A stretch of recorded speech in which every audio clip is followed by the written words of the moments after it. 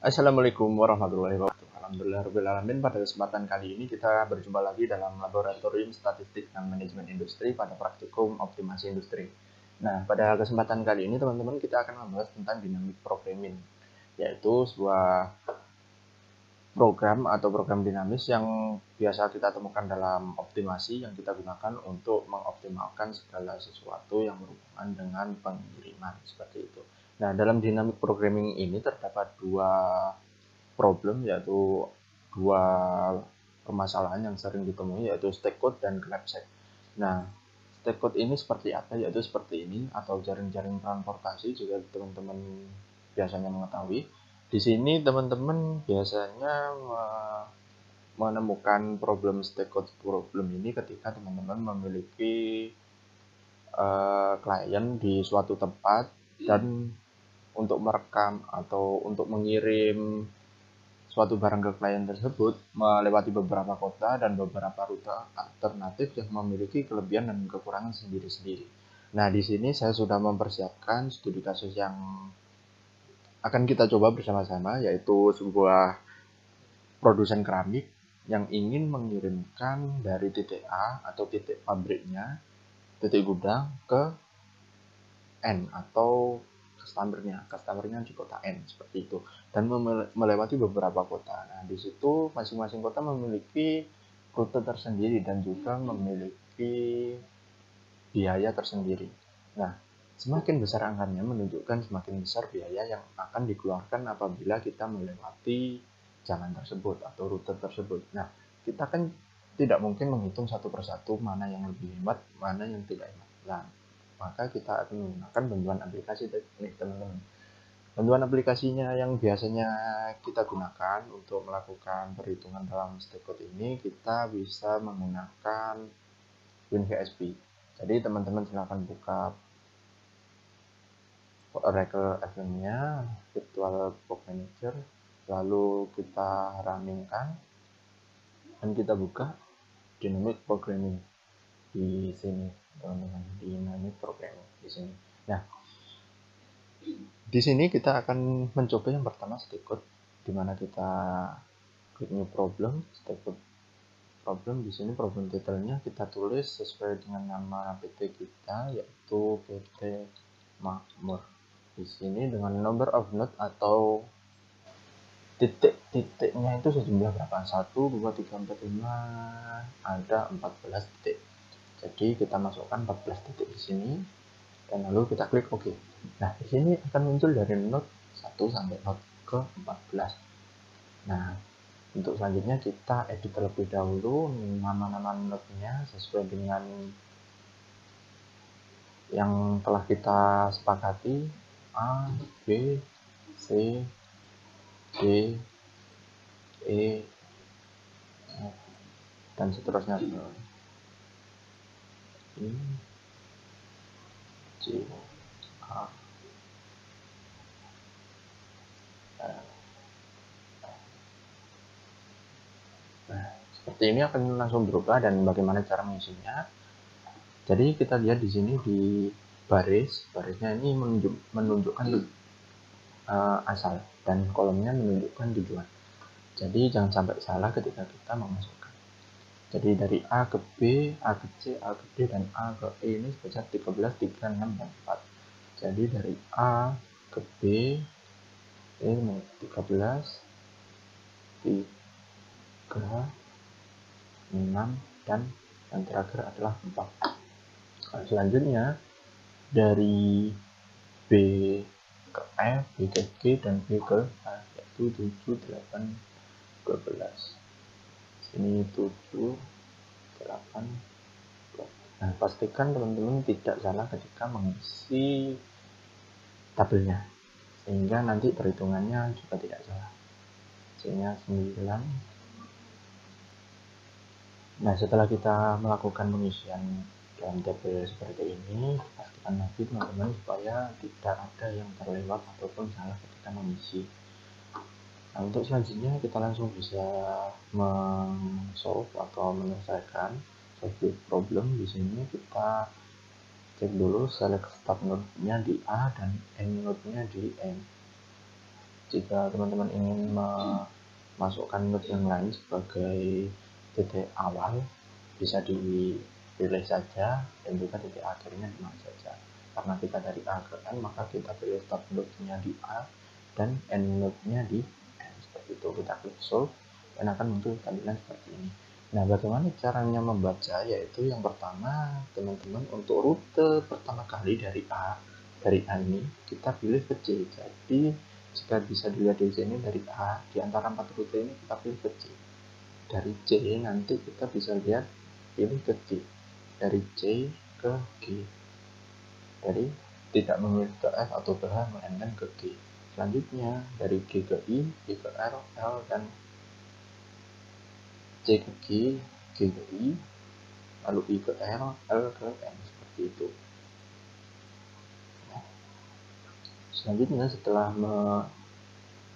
menentukan rutenya akan diperoleh kumulatif distance atau biaya kumulatifnya.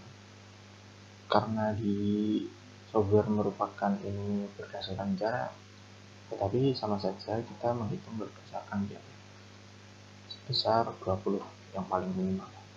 Nah, jika kita asumsikan angka-angka ini merupakan sebuah biaya, maka akan muncul pembuatan seperti ini dengan total biaya sebesar 2 juta rupiah. Jika kita asumsikan 3 ini merupakan 300, 6 merupakan 600, 4 merupakan 400, seperti itu.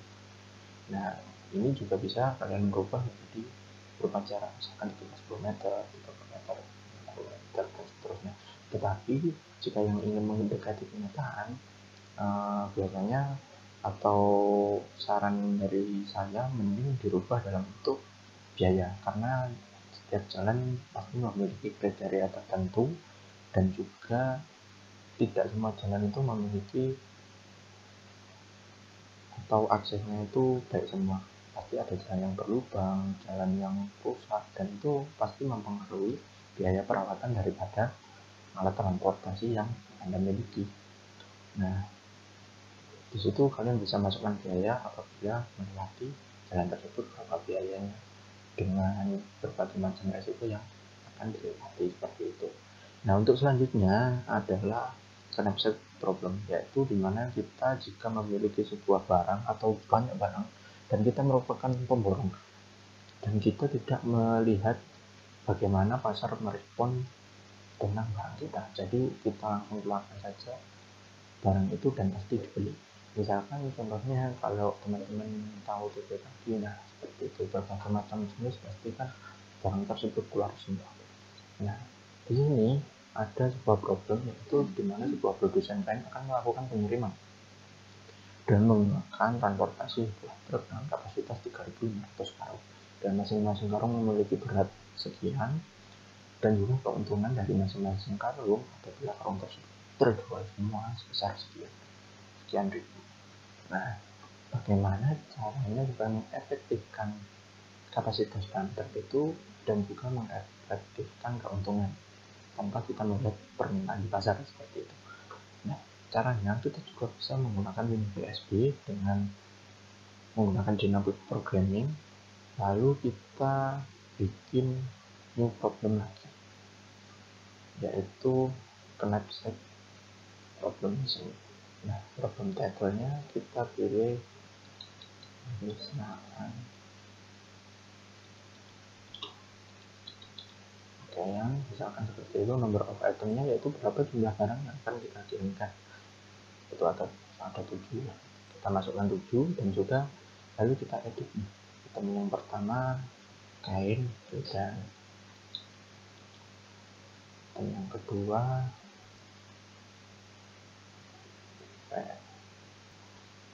nah, selanjutnya kita masukkan kapasitas. Jadi kapasitas maksimal dari truk kita sebesar 3.500. Nah, unit available-nya kita masukkan daripada jumlah karung yang tersedia di sini. Nah, bisa kita masukkan ke dalam WinBSD-nya 45, nanti selanjutnya 20 titik 20 33 55 32 dan juga 60.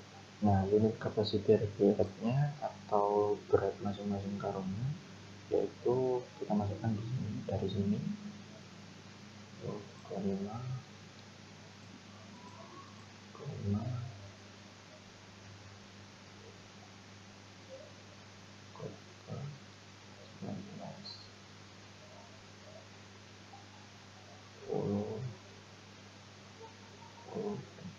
terakhir 24.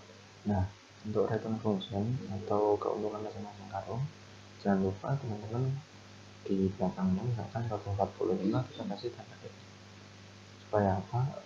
Supaya 145 bisa dikalikan jumlah karungnya ini untuk menghasilkan keuntungan maksimal seperti itu.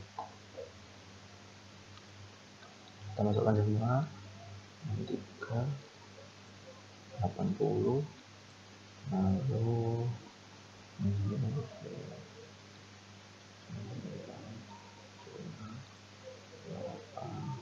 agar 15 seperti ini. Nah, selanjutnya kita langsung klik solve the problem. Nah, setelah itu akan muncul tampilan seperti ini teman-teman. Jadi setelah melakukan perhitungan atau aplikasinya melakukan running program akan muncul tampilan seperti ini. Nah, di sini akan kita lihat di mana gildan kita bawa 45 dan juga lalu kita masukkan cotton sebesar 60. Nah, di sini kita bisa lihat untuk perhitungannya sedikit kacau, dimana karena bisa dilihat hanya yang 145 kita kasih X, sedangkan seperti yang sudah saya bilang tadi, semua yang di dalam sini harus kita kasih X untuk supaya kita bisa tahu atau bisa kita maksimalkan kapasitasnya seperti itu. Maka kita akan kasih X semua di sini. Nah, selanjutnya kita klik solve the problem. Nah, untuk selanjutnya akan muncul tampilan seperti ini, dimana kapasitas nya 0 atau yang bisa kita sebut bahwasanya truk tersebut melakukan atau mengangkut sesuai dengan kapasitas maksimal, dimana return value-nya sebesar 21.735 atau keuntungan maksimal yang akan kita dapatkan ketika semuanya terjual dan kita angkut sesuai dengan keuntungan yang akan kita dapatkan. Jadi gildan kita mengangkut 45 karung dengan total return value 6.525, dan selanjutnya dompet kita tidak mengangkut Makmara 2 karung, Lemon 1 karung, NSA 55 karung, Sutra 32 karung, dan Cotton 60 karung, sehingga total value-nya 21.735 seperti itu, dan capacity loss-nya 0. Nah, seperti itu. Nah, analisa outputnya akan muncul seperti ini. Nah, cukup mudah bukan apabila teman-teman memiliki sebuah perusahaan borongan yang akan mengangkut sebuah barang di mana memiliki keuntungan masing-masing sebesar sekian dengan jumlah karung yang tersedia sebesar sekian, berapa yang akan kita bawa dengan jumlah kapasitas truknya yang tersedia seperti itu. Dan terima kasih telah menyaksikan di modul kita ini merupakan dengan programming. Semoga ini akan bermanfaat dan selalu menjaga kesehatan. Terima kasih atas perhatiannya. Jangan lupa subscribe, like, share, dan beri dukungan. Wassalamualaikum warahmatullahi wabarakatuh.